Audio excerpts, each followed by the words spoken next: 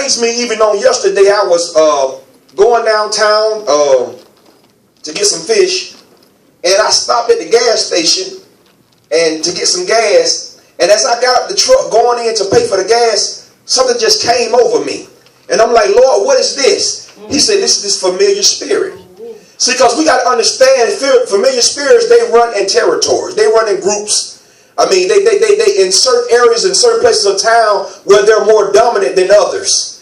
And even with these familiar spirits, as I was going into the gas station, like I said, something came over me. I said, God, what is this? It's a familiar spirit. See, because even, you know, when we dealing with something, God showing us something, He give us evidence. He show us, He give us, paint a picture and give us scenarios of what we dealing with, where you can get some type of illustration. So God was giving me an illustration, and a familiar spirit is somebody who's familiar with you. Spirits are familiar with you. These are like watcher spirits. They follow us. Yeah. You know, they know of us. They know what you like, what you dislike. Even things that of your past, even things that you used to deal with, what you think, what you don't do no more. Even people who you used to hang around and you don't hang around those no more. But those familiar spirits know you. And even to say that is that when I went into the gas station to pay for the gas, I felt a pull at me to play the lottery. Now, back in the day, I used to be a big gambler.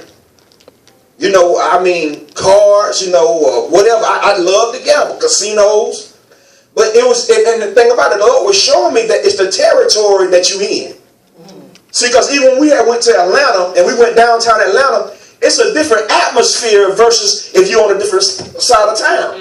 So even when we travel and when we go and people who we're around, we got to be able to discern the spirits and the people who we're around. So by me being on that side of town, that spirit was tugging at me. I didn't play the lottery now. But the spirit, that familiar spirit is saying, I know you.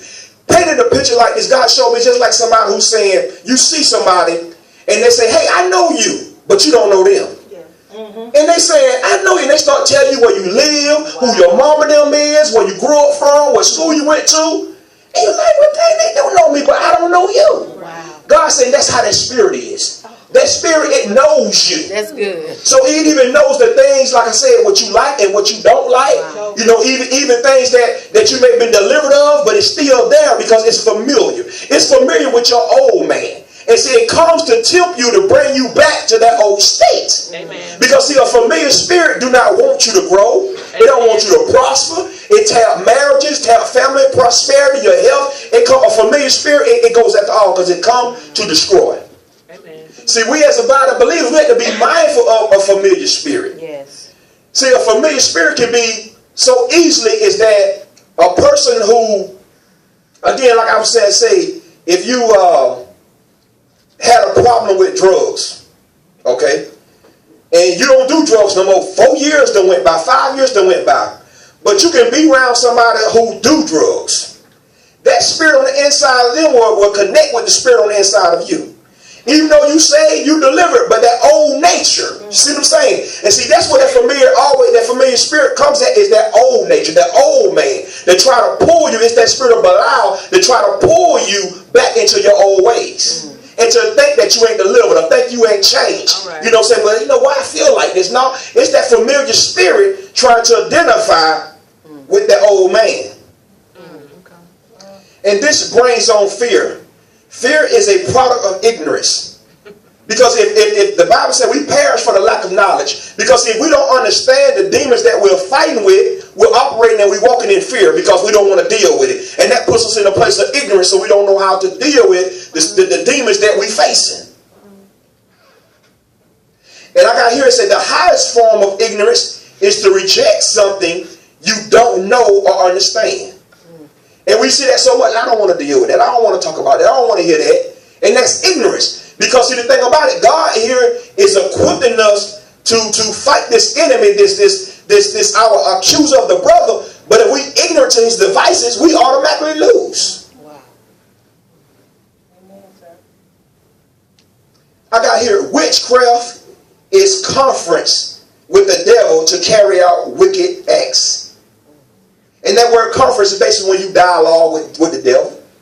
You conversate with the devil. When the thoughts come to your mind, and the Bible says we don't cast them down, they become a stronghold. They come to dwell on the inside of us. So when these thoughts come to mind, we have in conference with the devil and these familiar spirits that we familiar with, that the enemy knows that, okay, yeah, that's what they like.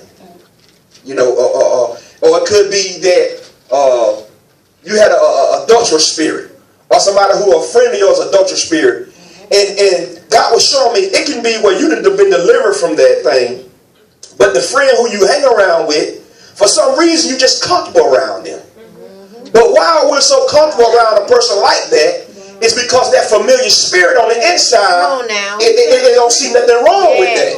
Even though you may identify and say, well, man, you know how you living, man, that's foul, man. But you steady to tolerate it because you ain't there to help be in a place to, I guess, draw that person where they can get closer to God. But you comfortable with them. I mean, you know, even in a place it calls you where you won't want to befriend nobody else.